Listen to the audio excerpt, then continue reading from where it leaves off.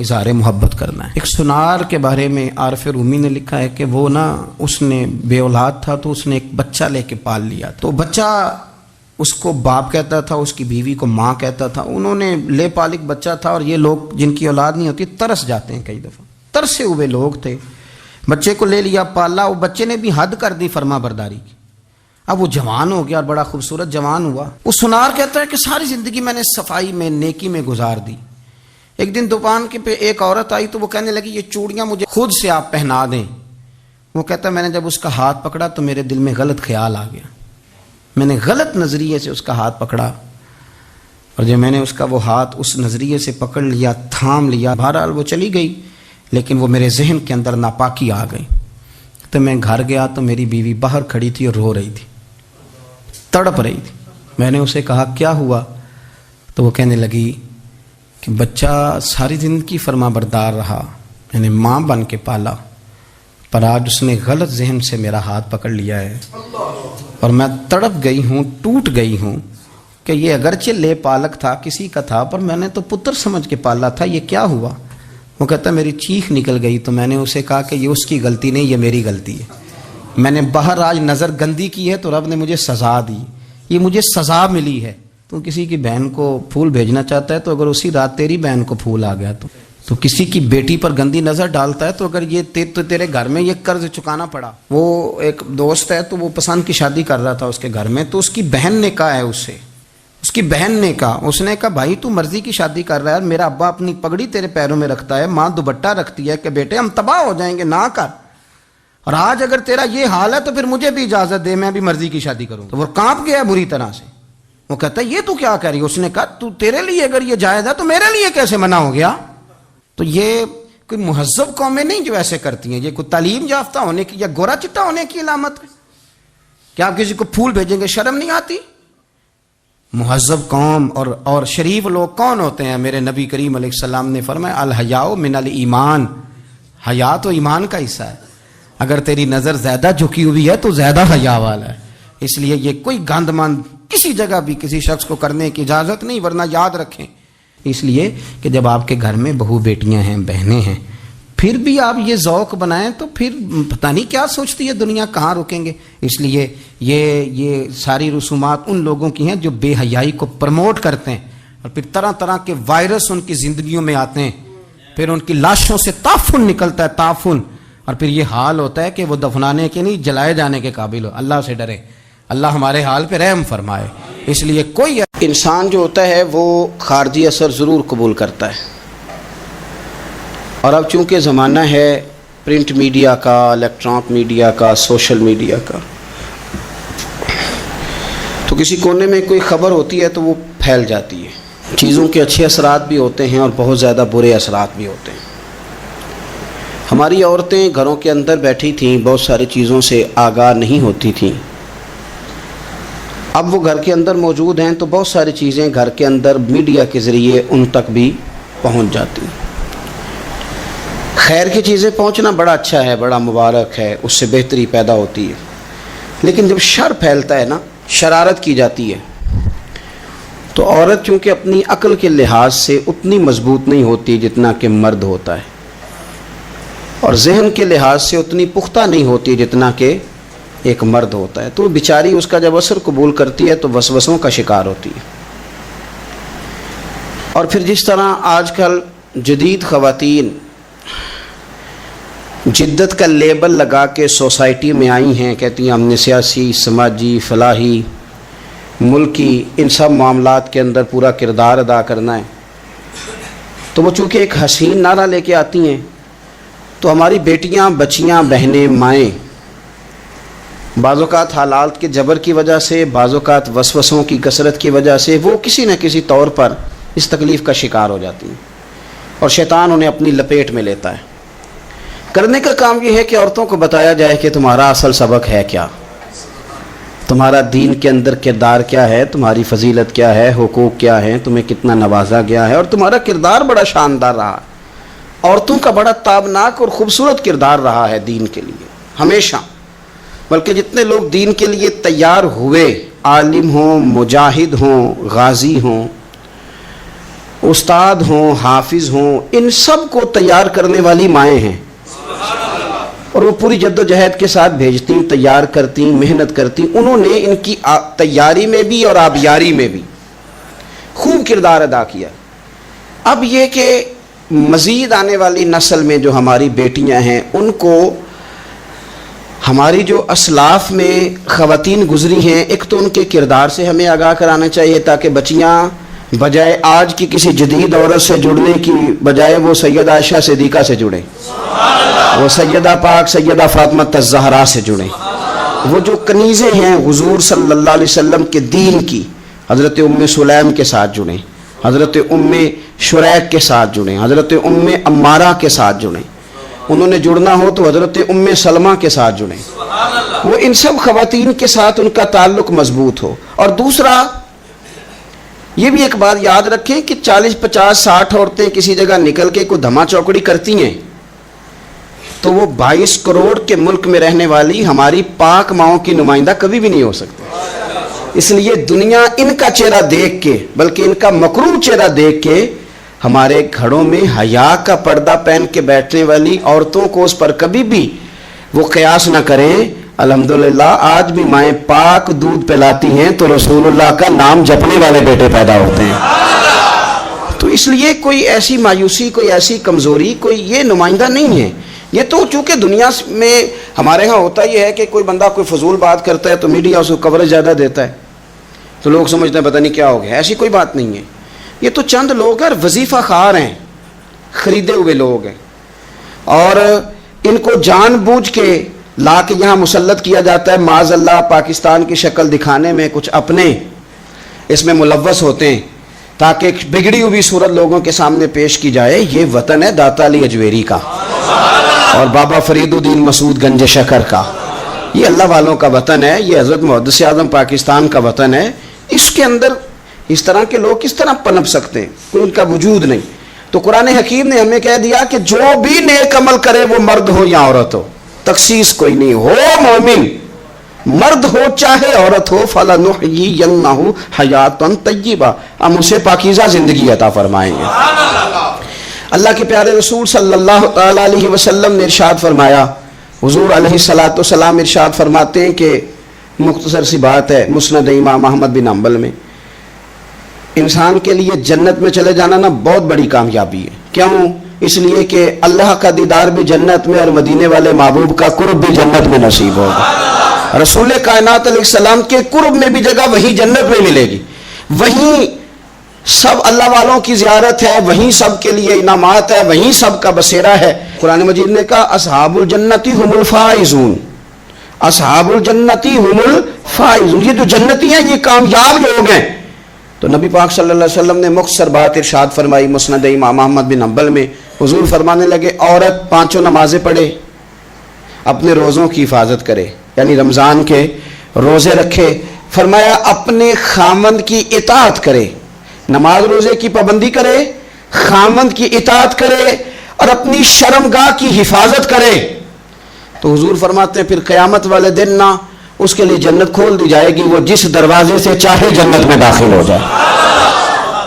پھر کھول دیا اللہ تعالیٰ نے اس کے لیے. 2 ہی باتیں، ایک یہ کہ نماز روزے کا خیال کرے، خامد کی اطاعت کرے، شرمگاہ کی حفاظت کرے، تو جنت کے جس دروازے سے وہ چاہے گی نا اس کو داخلہ دے دیا جائے گا.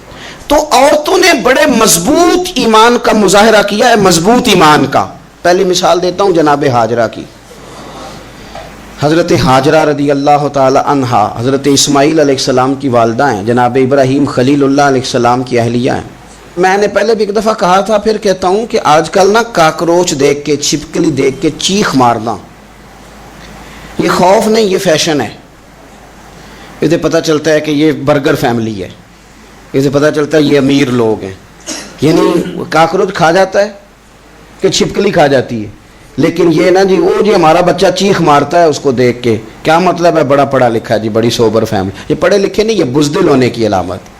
کمزور پڑنا، ڈرنا، خوف کھانا، اللہ تبارک و تعالیٰ پر ایمان رکھتے ہوئے توکل میں کمزوری کرنا، معاذ اللہ.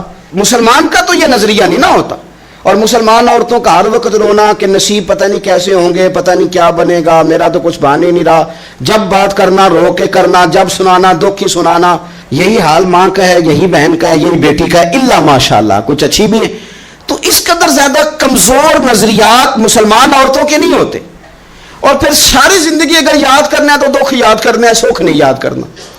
زندگی کے اندر جہاں کسی جگہ آزمائش آئی اس کا ذکر روز کرنا ہے، اور جو آسانی آئی ان کو بھول جانا ہے. حضرت ہاجرہ کو جناب ابراہیم خلیل اللہ علیہ السلام چھوٹا سا بیٹا دے کے وادی غیر ذی زرعین میں چھوڑ آئے، اتنی سی کھجوریں، ایک مشکیزہ پانی کا. اس خاتون کو وہاں کھڑا کیا، دور دور تک آبادی کوئی نہیں، جنگل کا سما ہے، پرندے تک آ کے نہیں چہکتے، کوئی چیز نہیں دنیا کی. لیکن ایمان اس کو کہتے ہیں، طاقت اس کو کہتے ہیں، کلمہ پڑھنے کے بعد کھڑا رہنا اور اپنے توکل کو مضبوط رکھنا اس کو کہتے ہیں. حضرت ابراہیم واپس لوٹ رہے تھے تو جناب ہاجرہ نے ایک سوال پوچھا، بس ایک. جناب ہاجرہ عرض کرتی ہیں، اللہ کے خلیل، یہ اپنی مرضی سے چھوڑ کے جا رہے ہو کہ رب کا حکم ہے؟ میرے مالک کی میرے بارے میں یہی فیصلہ ہے، یہی رضا ہے، یا آپ اپنی مرضی سے چھوڑ کے جا رہے ہیں؟ تو جناب خلیل علیہ السلام فرمانے لگے، ہاجرہ نہیں، یہ رب کا فیصلہ ہے، یہ اللہ کی رضا ہے. تو آپ کو بخاری میں یہ لفظ ملیں گے. جناب ہاجرہ کہنے لگی، پھر آپ فکر نہ کریں، اگر رب کا یہ حکم ہے تو پھر میرا رب ہمیں کبھی بھی ضائع نہیں کرے گا. یہ مضبوطی ایمان کی، یہ مضبوطی، رب پھر ہمیں کبھی ضائع. او میرے ملت کی بیٹیوں اور بہنوں، ساری امیدیں خامن سے کیوں لگاتی ہو؟ ساری امیدیں بیٹے اور بھائی سے کیوں لگاتی ہو؟ ساری امیدیں دنیا سے کیوں لگاتی ہو؟ اس طرح کرو، اپنی ساری امیدیں اپنے رب کے ساتھ وابستہ کرو. رب کی رضا پہ، رب کے فیصلوں پہ راضی رہنا سیکھو. اگر تم یہاں ٹھہر گئی نا تو تمہارے پھر آنسو بہیں گے ضرور پر اللہ کی بارگاہ میں، پھر تمہاری دعائیں کے لیے ہاتھ اٹھیں گے ضرور پر اس کا کرم طلب کریں، پھر کمزور باتیں نہیں کرو گی.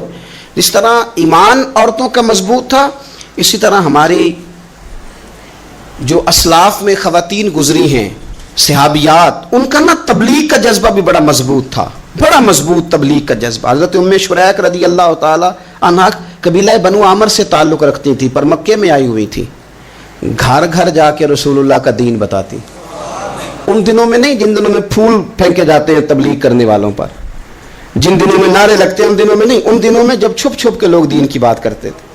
حضرت زید بن ارقم رضی اللہ تعالیٰ عنہ کے گھر میں لوگ بیٹھ کے دین سیکھتے تھے. یہ خاتون، مجھے آج کہہ لینے دیں یار، مجھے کہہ لینے دیں، ووٹوں کی ضرورت ہو تو عورتیں گھر گھر چلی جاتی ہیں، ایک سیٹ کی ضرورت ہو تو بیویوں کو گھر گھر بھیج لیا جاتا ہے. یہ دیکھو، یہ ایمان ہے رسول اللہ صلی اللہ علیہ وسلم پر صحابیات کا. یہ کمال ہے کہ گھر گھر وہ بھی گئی ہیں، پر ووٹ کے لیے نہیں، رسول اللہ کے دین کے لیے، رسول اللہ کے دین کے لیے. گھر گھر حضرت ام شریک جاتی، جا کے نا، اور وہ طریقہ تھا نا، عورتوں کو قائل کرتی. بڑے کٹھن حالات تھے اسلام پر، اعلانیہ کوئی بات نہیں کر سکتا تھا. حضرت ام شریک کہتی ہیں، میں عورتوں کو بلاتی، کہتی میری بات سنو. جب وہ قریب آتی تو میں نے نبی پاک کا دین بتاتی، سائیڈ پہ کر کے کونے میں نہ تھوڑا تھوڑا. او یار آپ ذرا اس کا لطف تو لیں، اس کا ذائقہ تو دیکھیں. حضرت ام شریک کہتی ہے میں گھر گھر جاتی بتاتی. تو کافروں کو پتہ چل گیا کہ یہ تبلیغ کرتی ہے. انہوں نے مجھے بلایا، کہنے لگے تیرے برادری اور قبیلے کا مسئلہ نہ ہوتا تو ہم تجھے قتل کر دیتے، اب ہم تجھے واپس بھیجتے ہیں. چند مردوں کو میرے ساتھ کیا، مجھے گھوڑے اور اونٹ کی ننگی پشت پر باندھ لیا. ننگی پشت پر لمبا سفر کرنا مشکل ہوتا ہے، پسینہ آئے، بڑی تکلیف ہوتی ہے گھوڑے پر بیٹھ. اب وہ کوئی کجاوا نہیں، کوئی چیز نہیں، اسی طرح باندھ کے لے گئے. اور فرماتی ہیں کہ 3 دن اور 3 راتوں کا وہ سفر تھا.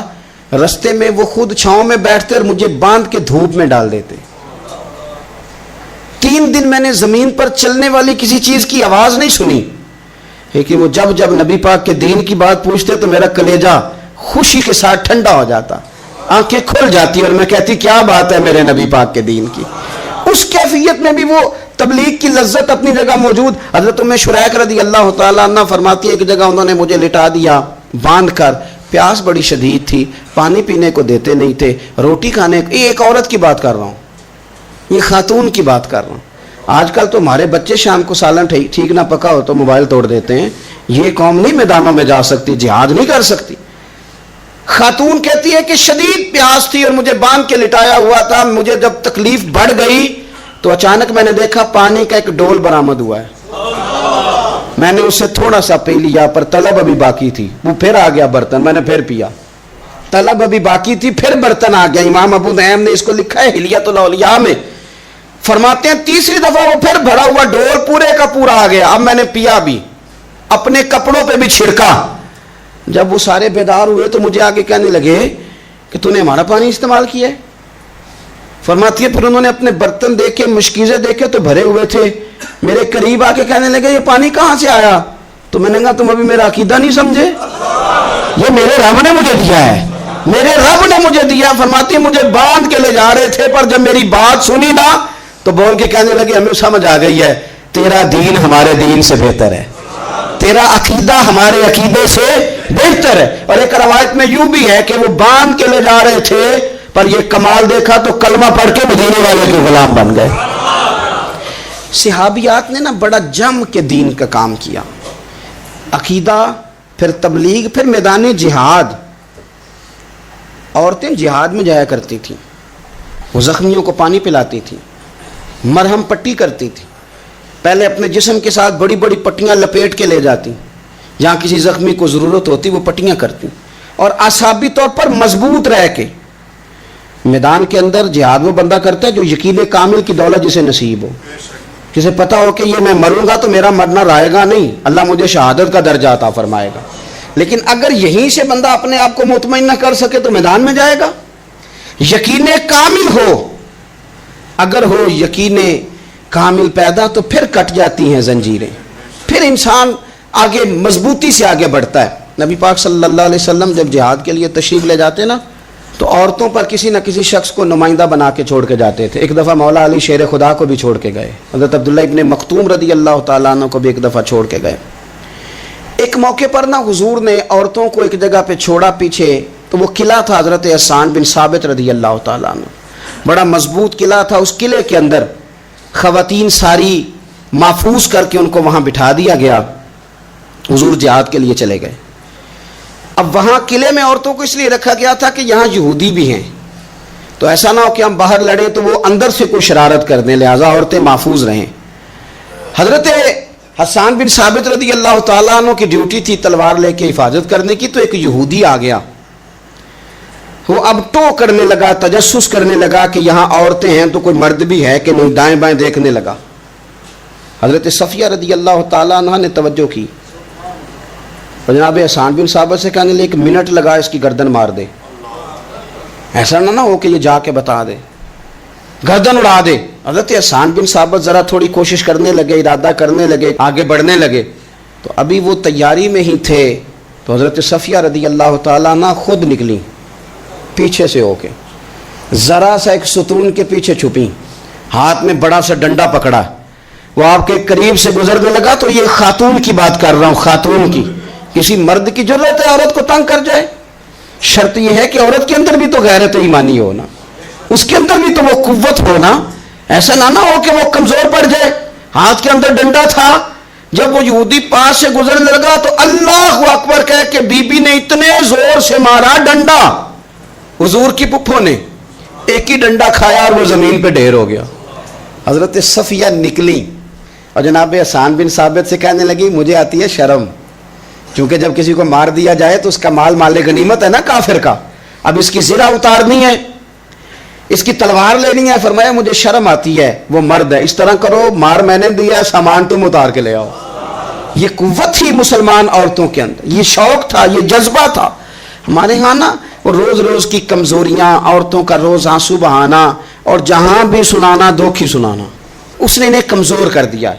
آپ کے ذہن پہ چیزیں سوار ہو جاتی ہیں نا, تو یہ جو مرد زیادہ رہتے ہیں نا عورتوں کے ساتھ, زیادہ وقت گزارتے ہیں, زیادہ داستانیں سنتے ہیں, ان میں وہ ساری چیزیں پیدا ہو جاتی ہیں. آپ نے ناراض نہیں ہونا, میں دعوے سے کہتا ہوں کہ جو جوان اپنی اماں کے اور ابا کے شکوے کرنے لگ جاتا ہے نا, اس نے 1.5 گھنٹہ باتیں سنی ہیں بیوی کی, ایسے مفت میں نہیں شکوے کر رہا, اس نے ہلکا ہلکا کہیں جی بھی کیا ہے. تو تب یہ ساری کہانیوں نے جنم لیا. آپ جس کی صحبت میں بیٹھیں گے اس کا کچھ نہ کچھ اثر ہے. بلکہ عارف رومی تو کہتے ہیں کہ شیر کے بچے کو بکریوں میں چھوڑ دو, بکری بن جائے گا. شیر کے بچے کو بکریوں میں چھوڑو, وہ بکری ہے, اس لیے کہ شیروں کی صحبت بندے کو شیر بناتی ہے. تو جب بیٹھنا ہی نہیں ہے, باتیں ہی سارا دن یہ والی سننی ہے, ہر وقت رہنا ہی اسی داستان میں, پھر کمزور باتیں, پھر اپنے ماضی کے دکھ, پھر پتہ نہیں کیا. آپ نے ناراض نہیں ہونا, میں بعض جوانوں کی باتیں سن کے میرا دل کرتا ہے کہ اسے کہوں یار تو کیا بات کر رہا ہے, اپنا قد دیکھ, تو اپنی عمر دیکھ, رب نے تجھے مرد بنایا ہے, تو کمال آدمی ہے, تو کھڑا ہو. اگر اس طرح امت مسلمہ کے نوجوان رہیں گے تو میدانوں میں کس سے نکلنا ہے؟ بات بات پہ رو جانا, بات بات پہ سہم جانا. حالات کے سہمے ہوئے لوگوں کو بتا دو حالات بدل جاتے ہیں, ایک جیسے نہیں رہتے. آپ کی طبیعت میں دلیری اور وقار ہونا چاہیے. حضرت اسماء بنت ابی بکر صدیق, حضرت صدیق اکبر رضی اللہ تعالی عنہ کی وہ صاحبزادی ہیں جو حضرت عائشہ کی بڑی ہمشیرہ ہیں. رات کو غار ثور میں مرد جاتے ڈرتے ہیں, آج بھی ڈرتے ہیں, اور جناب اسماء نبی پاک کی روٹی لے کے جایا کرتی تھی. پھر اللہ نے ان کو بیٹا دیا, حضرت عبداللہ بن زبیر, یہ حضور کی پھپھی کے نواسے ہیں. حضرت زبیر بن عوام عشرہ مبشرہ صحابی ہیں, ان کے بیٹے ہیں, اور یہ وہ خوش بخت جوان ہے جس کو گٹی نبی پاک نے اپنے لعاب دہن سے عطا فرمائی. یزیدی فوجوں کے خلاف امام حسین کے بعد جو آدمی باقاعدہ مرتب فوج کے ساتھ میدان میں آئے وہ حضرت عبداللہ ابن زبیر ہیں. مرتب کر کے اپنا لشکر لے کے نکلے. حضرت اسماء بوڑھی ہو گئی تھی, 90 سال عمر تھی, نظر نہیں آتا تھا. حضرت عبداللہ ابن زبیر جب لڑے یزیدی فوجوں کے خلاف تو کچھ ساتھی شہید ہو گئے, کچھ کے قدم پیچھے ہٹ گئے. حضرت عبداللہ ابن زبیر ماں کے پاس آئے اور ماں سے آ کے کہتے ہیں اماں میرے کچھ ساتھی کمزور پڑ گئے, کچھ شہید ہو گئے, اور یہ بڑے سخت لوگوں کی فوج سے ہمارا مقابلہ ہے. تو اس وقت تیرے ساتھ کوئی خدمت گزار نہیں, میں تیرا اکیلا سہارا ہوں. ماں تو بتا میں کیا کروں, آگے جاؤں کہ واپس مڑوں. نابینا ہیں حضرت اسماء, عمر ہے 90 سال. بیٹے کی پشت پہ ہاتھ رکھ کے کہتی ہیں پتر پہلے یہ بتا کہ تو حق پہ ہے کہ نہیں, تو حق پہ ہے کہ نہیں. ان ماں کی گود میں اسلام پلا کرتا تھا, حق پہ ہے کہ نہیں. تو حضرت عبداللہ ابن زبیر کہنے لگے اماں میں حق میں ہوں. تو حضرت اسماء کہنے لگے پتر پھر میدان میں جا, اور میرا پتر ایک میرے ساتھ وعدہ کر, کوئی بھی تیر پشت پہ نہ کھانا, سارے سینے پہ کھا کے آنا. حضرت عبداللہ ابن زبیر عرض کرنے لگے اماں یہ بڑے ظالم قسم کے دشمن ہیں, یہ آنکھیں نکال دیتے ہیں, ہونٹ کاٹ دیتے ہیں, جسم کے ٹکڑے ٹکڑے کرتے, تو سہ لے گی. کیا جواب ہے, کیا طاقت ہے, کیا ہمت ہے. حضرت اسماء فرمانے لگی پتر بکرے کو نہ صرف ذبح ہوتے وقت تکلیف ہوتی ہے, کھال اترتے وقت کوئی تکلیف نہیں ہوتی. جا میرا بیٹا میدان میں. حضرت عبداللہ ابن زبیر شہید کر دیے گئے. ان کی لاش مبارک مکہ مکرمہ کے چوک میں جنت المعلہ کے پاس لٹکا دی گئی. حجاج بن یوسف نے حضرت اسماء کو بلایا اور بلا کے کہنے لگا تجھے پتہ ہے تیرا بیٹا لٹکا ہوا ہے؟ فرمانے لگی ہاں مجھے پتہ ہے, یہ بچپن سے ہی شاہ سوار ہے, یہ گھوڑوں پہ رہنا ہی پسند کرتا تھا. اور پھر کیا جملہ کہا. حجاج کے لوگ کہتے ہیں یہ فوجوں میں اور تلواروں کی جھنکار میں کبھی نہیں کانپا تھا, پر حضرت اسماء جو نابینا ہیں ان کے جملوں نے نرزہ طاری کر دیا. فرمانے لگی حجاج میرا پتر لٹک گیا ہے, کہیں تیرے آگے جھکا تو نہیں نا, لٹک ہی گیا ہے, جھکا تو نہیں میرا پتر. 14 دن تک لٹکے رہے, لاش مبارک لٹکی رہی, لیکن حضور کا لعاب دہن تھا نا.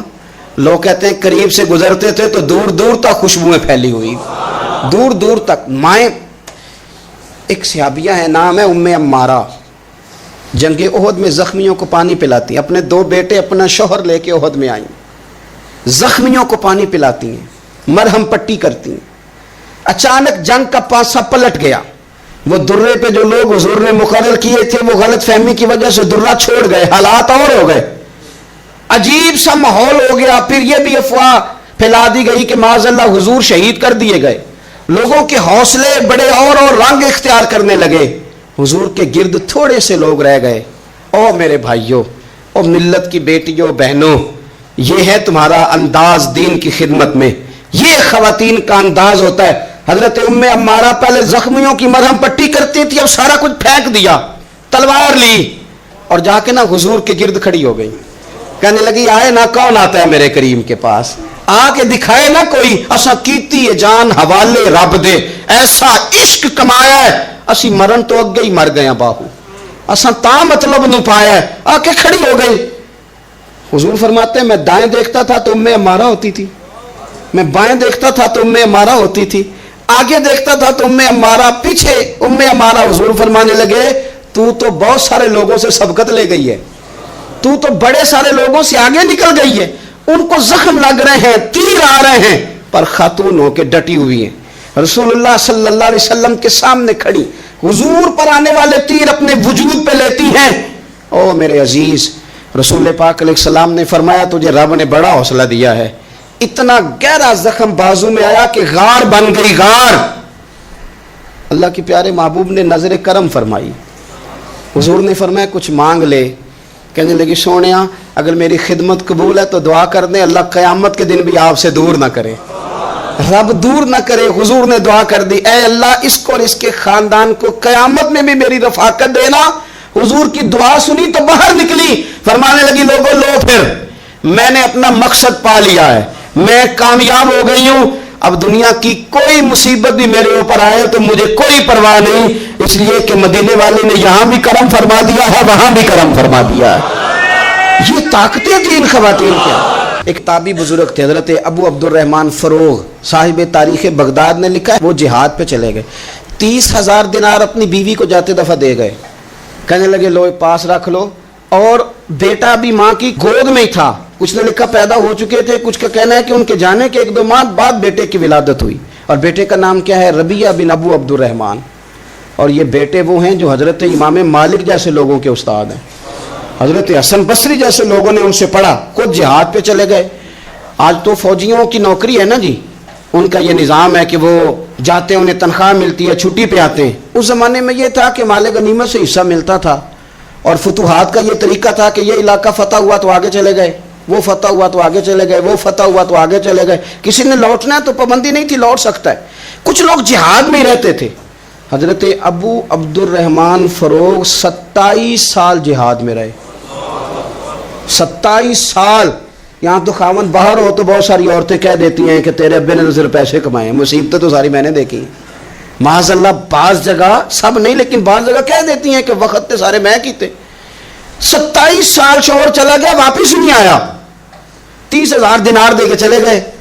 27 سال کے بعد خیال آیا گھر کا، اب بیٹا محدث بن گیا، عالم بن گیا، اور کمال یہ کہ رہتے کہاں تھے؟ حضور کے مدینے میں، مدینہ النبی میں، مدینہ منورہ میں صلی اللہ تعالی علیہ وسلم۔ اور ان کے صاحبزادے حضرت ربیعہ یہ مسجد نبی میں، حضور کی مسجد میں بیٹھ کے نبی پاک کی حدیث پڑھایا کرتے۔ آئے گھر، دروازے پہ دستک دی، صاحبزادے نے دروازہ کھولا، نہ باپ بیٹے کو پہچانتا ہے نہ بیٹا باپ کو۔ جناب ابو عبد الرحمن اندر داخل ہونے لگے تو صاحبزادے نے کہا بوڑھے میاں میرے گھر میں بغیر اجازت کے کیوں داخل ہو رہے ہیں؟ تو وہ کہنے لگے تو بتا تو نے میرے گھر پہ قبضہ کیوں کر رکھا ہے؟ اب جب بات زیادہ بڑھ گئی تو دونوں جانب سے لوگ جمع ہو گئے، شور اٹھا تو اندر سے والدہ نے سنا، پردہ سرکا کے دیکھا کہ میرے شوہر آ گئے 27 سال کے بعد، 27 سال کے بعد۔ تو آپ اپنے صاحبزادے سے کہنے لگی بیٹا ان کو اندر آنے جو تمہارے والد ہیں۔ بڑا روئے باپ بیٹا، بڑا روئے۔ ماں اور بیٹے کی محبت کا بھی اندازہ نہیں، پر قرآن پاک پڑھے نا تو 2 مثالیں باپ اور بیٹے کے پیار کی بھی ملتی ہیں۔ ایک حضرت یعقوب علیہ السلام کا جناب یوسف سے پیار، اور ایک حضرت ابراہیم کا حضرت اسماعیل سے پیار، اور جناب اسماعیل کی جناب ابراہیم کی فرما برداری کی مثال، اس کا بھی جواب کوئی نہیں۔ باپ اتنا رو رہے ہیں اور بیٹے کی یاد میں، اس کا بھی اندازہ کوئی نہیں کر سکتا۔ باپ بیٹا مل کے بڑا روئے۔ عصر کی نماز کا وقت ہو گیا، حضرت ربیعہ جو محدث ہیں وہ وضو کر کے مسجد شریف چلے گئے۔ یہ ابھی چونکہ سفر سے آئے تھے، انہوں نے کھانا وانا کھایا، تھوڑی دیر بیت گئی تو یہ نہیں پوچھا پیچھے حال کیا رہا، پوچھتے ہیں اپنی بیوی سے میرے 30,000 دینار کہاں ہیں؟ تو اہلیہ کہنے لگی مسجد جائیں نا، حضور کی مسجد میں عصر پڑھ کے آئیں، پھر میں بتاتی ہوں پیسے کہاں ہیں۔ حضرت ربیعہ نے امامہ باندھا، جبہ پہنا، حضور کی مسجد میں بیٹھے اور حدیث پاک کا درس دے رہے ہیں۔ سامنے حضرت حسن بصری جیسے، امام مالک جیسے لوگ بیٹھے ہیں۔ حضرت ابو عبد الرحمن فروغ جو ان کے والد تھے، عصر کی نماز پڑھ کے نا تو پوچھتے ہیں ایک شخص سے یہ کون ہے نوجوان کالی داڑھی والا، عمر زیادہ نہیں پر کس طرح شوق سے حضور کا دین بیان کر رہا ہے، کون ہے؟ تو بتانے والے نے کہا کہ حضور ایک نا ابو عبد الرحمن نام کے بزرگ ہیں، وہ 27 سال سے جہاد میں گئے ہوئے، یہ ان کا بیٹا ہے۔ یہ سنا کہ میرا پتر اتنا بڑا عالم، چھم چھم آنسو بہے، داڑھی بھر گئی آنسو، حضور کی مسجد میں تشکر کے آنسو، خوب روئے، اٹھے گھر گئے، اور جب آنسوؤں بھرا چہرہ لے کے گھر آئے تو اماں ساری بات ہی سمجھ گئی، کہنے لگی دیکھا ہے وہ بیٹے کو حدیث پڑھاتے، اب پتہ چلا میں نے آپ کے 30,000 دینار کہاں خرچ کیے، میں نے آپ کا پیسہ ضائع تو نہیں کیا۔ تو حضرت ابو عبد الرحمن فروغ فرمانے لگے رب تجھے صلہ دے اور میری طرف سے بھی دے، تو نے تو کمال کر دیا ہے، حدیث تیرا بیٹا پڑھا رہا تھا اور قد میرا اونچا ہوتا جا رہا تھا، سبق تیرا بیٹا دے رہا تھا اور یوں لگ رہا تھا کہ درجے میرے بلند ہو رہے ہیں۔ تو ماؤں نے کمال کیا، انقلاب کیا، بیٹیوں نے بہنوں نے دین کے لیے ہمیشہ اپنا کردار پیش کیا ہے۔ لہذا ان چند ایک وظیفہ خار اور ناپاک عزائم والے لوگوں کو سامنے رکھ کے ملت کی بیٹیوں کو قیاس نہ کیا جائے۔ آخر دعوانا الحمدللہ رب العالمین۔